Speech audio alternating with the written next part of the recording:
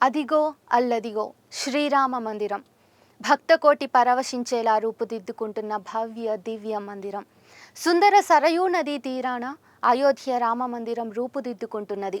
700 ఏళ్ల క్రితమే వివాదాస్పదంగా మారిన అయోధ్య రామ్లల్లాలో ప్రధాన మందిరంతో పాటు ఇతర మందిరాలు, ప్రాకారాలు, నిర్మాణ పనులు దాదాపుగా పూర్తి కావచ్చాయి. ఈ పనులు పూర్తి కావడానికి మరో 2-3 ఏళ్ల సమయం పట్టనుంది. అయితే 2024 జనవరి 22న ఆలయాన్ని ప్రారంభించేందుకు, ఆ రోజున శ్రీరాముడి విగ్రహ ప్రతిష్టాపనోత్సవాన్ని నిర్వహించేందుకు శ్రీరామ జన్మభూమి తీర్థక్షేత్ర ట్రస్టు సర్వం సిద్ధం చేసింది. ఈ వేడుకకు రావాల్సిందిగా ప్రధాని మోడీ సహా ఎంతోమంది ప్రముఖులను ఆహ్వానించింది. 2.77 ఎకరాల్లో రూపుదిద్దుకుంటున్న రామ మందిరం దేశానికి మకుటాయమానంగా నిలవనుంది. దాదాపు 1800 కోట్ల ఖర్చుతో 3 అంతస్తుల్లో అష్టభుజి ఆకృతిలో 1000 ఏళ్ల వరకు నిలబడేలా శ్రీరాముడి దివ్య ధామాన్ని తీర్చిదిద్దారు. దాదాపు 7 శతాబ్దాలుగా వివాదాస్పదంగా ఉన్న అయోధ్య రామ మందిరం అన్ని అడ్డంకులను అధిగమించింది. ప్రధాని నరేంద్ర మోడీ చేతుల మీదుగా ఎట్టకేలకు 2020 ఆగస్టు 5న భూమి పూజ జరిగింది. ప్రధాని నరేంద్ర మోడీ చేతుల మీదుగా ఎట్టకేలకు 2020 ఆగస్టు 5న భూమి పూజ జరిగింది. ఆ తర్వాతి నుంచి ఇప్పటి వరకు అంటే గత 3.5 ఏళ్లలో ఆలయ నిర్మాణ పనులు శరవేగంగా జరిగాయి. 2024 ఏప్రిల్, మే నెలల్లో లోక్సభ ఎన్నికలు జరగనున్నాయి. ఈ నేపథ్యంలో 2024 జనవరి 22వ తేదీనే అయోధ్య రామ మందిర ప్రారంభోత్సవానికి ముహూర్తాన్ని ఖరారు చేశారు. ఆలయాన్ని ప్రారంభించిన మరుసటి రోజు అంటే జనవరి 23 నుంచి భక్తులను ఆలయ దర్శనం కోసం అనుమతించనున్నారు. ఇక అయోధ్య రామ మందిరం కేవలం 2.77 ఎకరాల విస్తీర్ణంలో 54,700 చదరపు అడుగుల మేర ఉంటుంది. 235 ఫీట్ల వెడల్పు, 360 ఫీట్ల పొడవు, 161 ఫీట్ల ఎత్తులో ఆలయాన్ని నిర్మించారు. ఇక రామ మందిరం కాంప్లెక్స్ 110 ఎకరాల్లో విస్తరించి ఉంది.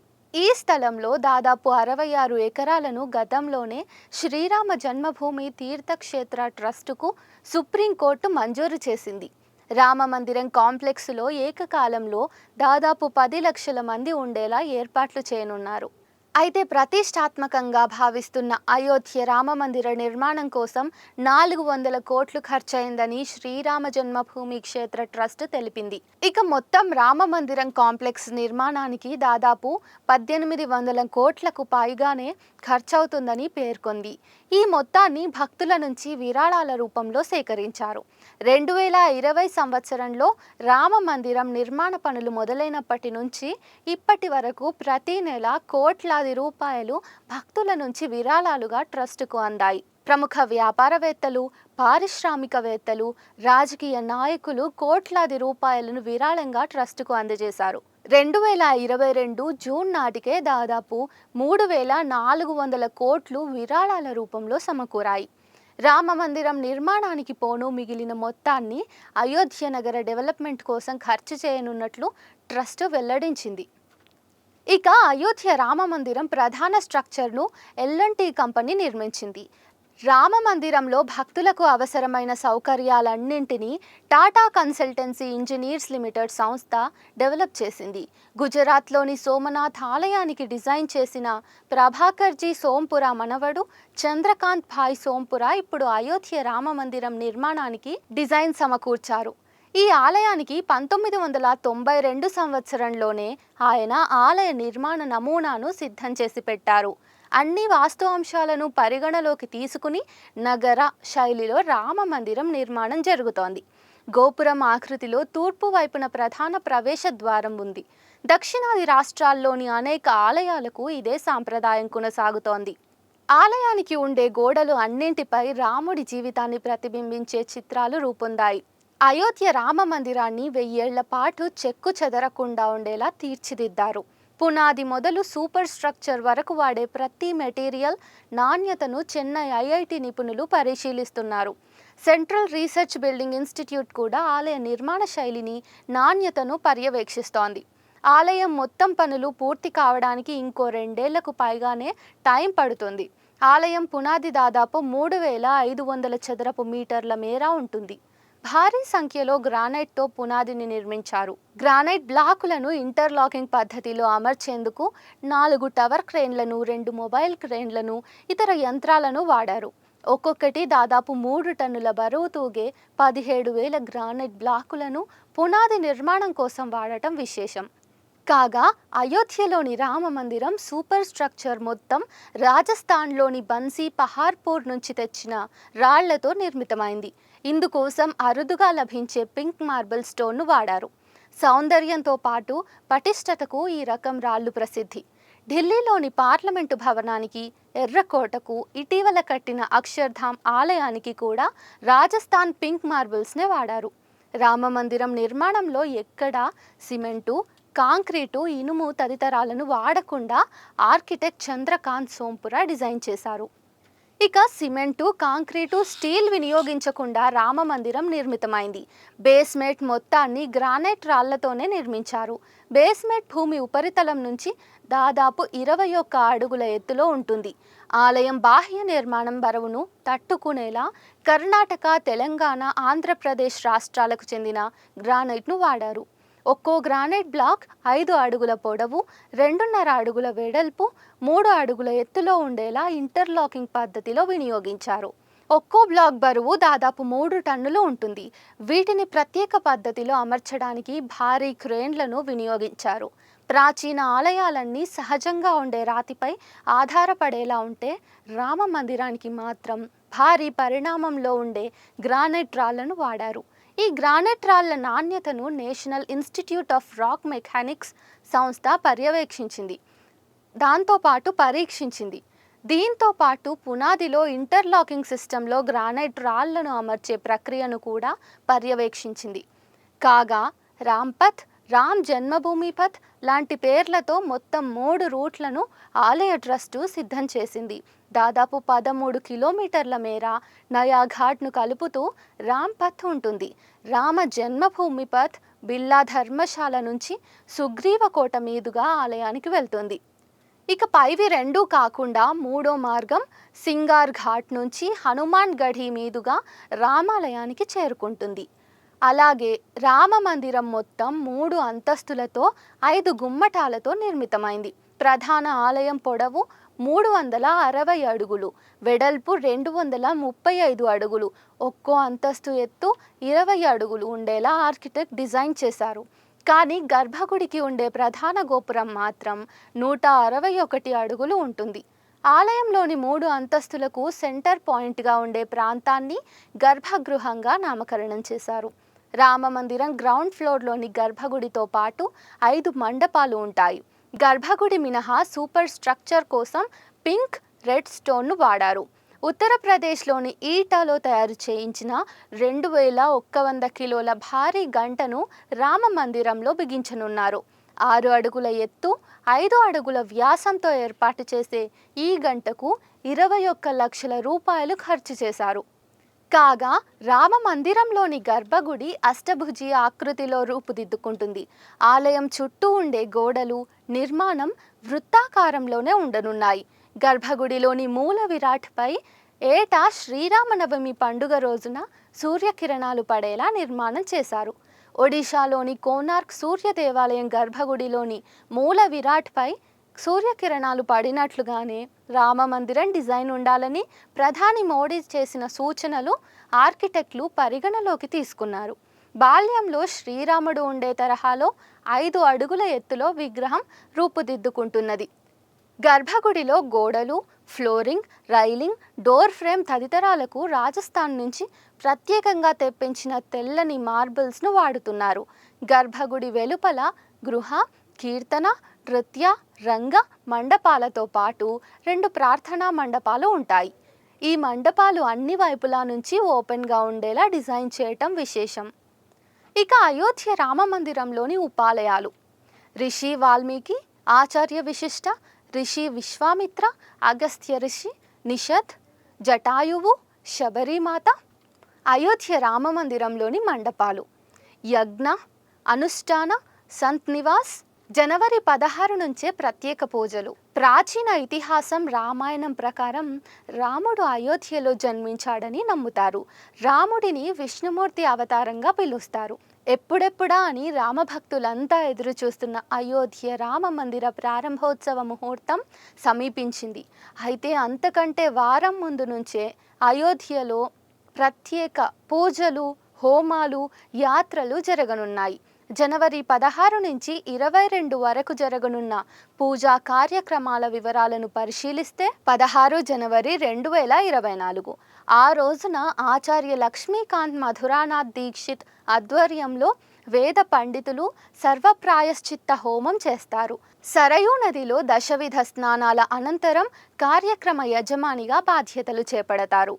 17 జనవరి 2024 ఆ రోజున జలయాత్ర, తీర్థయాత్ర, కలశ పూజ జరుగుతాయి.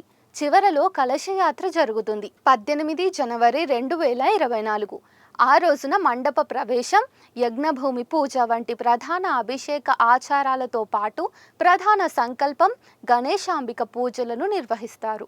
19 జనవరి 2024 ఆ రోజున దేవతా పూజ, వేద పఠనం, అధివాసం, హవన్ కుండ్ పూజ, జలాధివాస్, అగ్నిమథనం వంటి పూజలను నిర్వహిస్తారు.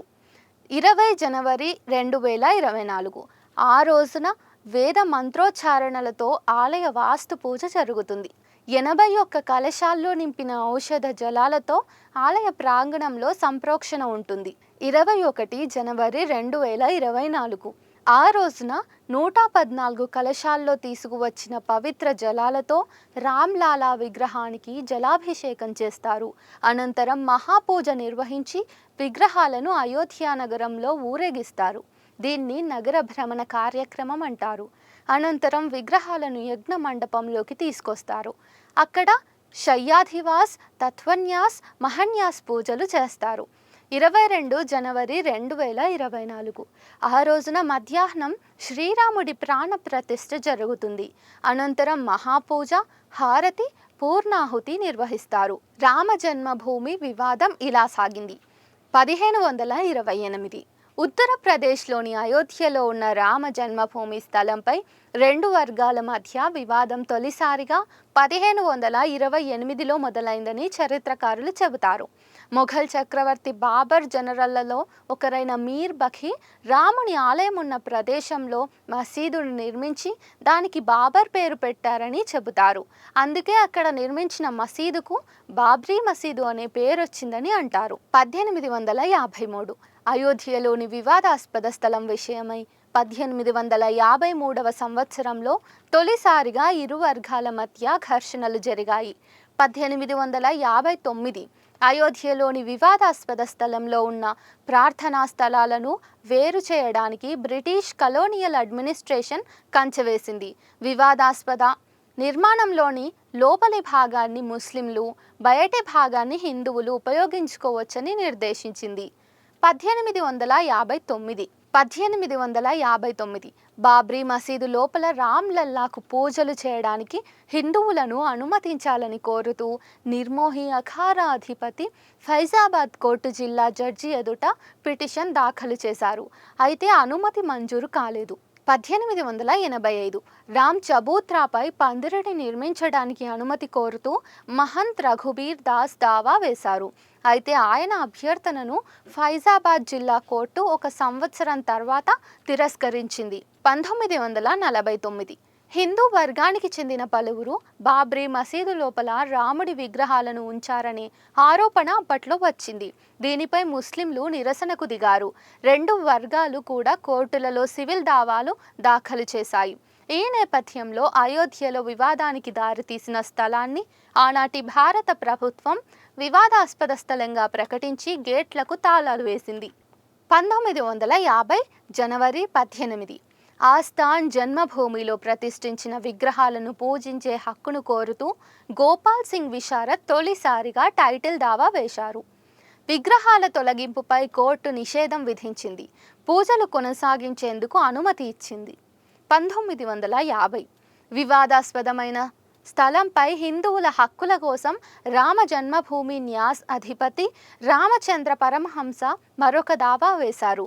అయితే తర్వాత ఉపసంహరించుకున్నారు. 1959 నిర్మోహి అఖారా రంగంలోకి దిగి కోర్టులో మూడో దావాను దాఖలు చేసింది.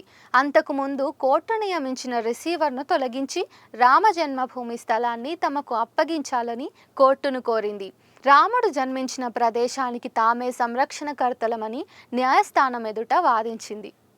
1961 డిసెంబర్ 18 బాబ్రీ మసీదు, దాని పరిసరాల్లోని భూమిని తమకు అప్పగించాలంటూ ఉత్తరప్రదేశ్ సున్నీ సెంట్రల్ బోర్డ్ ఆఫ్ వక్ఫ్ కోర్టులో పిటిషన్ వేసింది. 1984 అయోధ్యలోని రామజన్మభూమికి విముక్తి కల్పించి అక్కడ రామ మందిరాన్ని నిర్మించే లక్ష్యంతో విశ్వ హిందూ పరిషత్ ఒక కమిటీని ఏర్పాటు చేసింది. ఈ కమిటీ ద్వారా దేశంలో రామ మందిరం గురించి ప్రచారం చేసే బాధ్యతను బీజేపీ నేత లాల్ కృష్ణ అద్వానీ చేపట్టారు. 1986 హరిశంకర్ దూబే వేసిన పిటిషన్ను విచారించిన జిల్లా కోర్టు జడ్జి హిందువులు శ్రీరాముడిని పూజించేందుకు బాబ్రీ మసీదు గేట్లను తెరవాలని ఆదేశించారు. దీంతో ఆగ్రహించిన ముస్లిం సంఘాలు బాబ్రీ మసీదు యాక్షన్ కమిటీని ఏర్పాటు చేశాయి. 1989 విహెచ్పి రామ మందిర ప్రచారాన్ని ఉధృతం చేసింది. బాబ్రీ మసీదు పక్కనే రామ మందిరానికి పునాది వేసింది.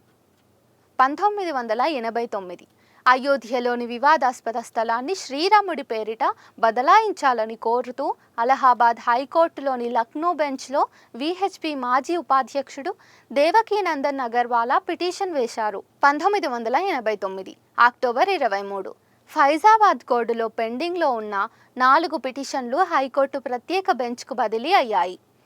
1990 విహెచ్పి వాలంటీర్లు మసీదును పాక్షికంగా దెబ్బతీశారు. నాటి ప్రధానమంత్రి చంద్రశేఖర్ ఇరు వర్గాలతో చర్చించి సమస్యను పరిష్కరించేందుకు యత్నించారు. అయితే ఆ చర్చలు విఫలమయ్యాయి. 1991 ఉత్తరప్రదేశ్ రాష్ట్రంలో బీజేపీ అధికారంలోకి వచ్చింది. 1992 డిసెంబర్ 6 కరసేవకులు, విహెచ్పి, శివసేన, బీజేపీ మద్దతుదారులు బాబ్రీ మసీదును కూల్చేశారు.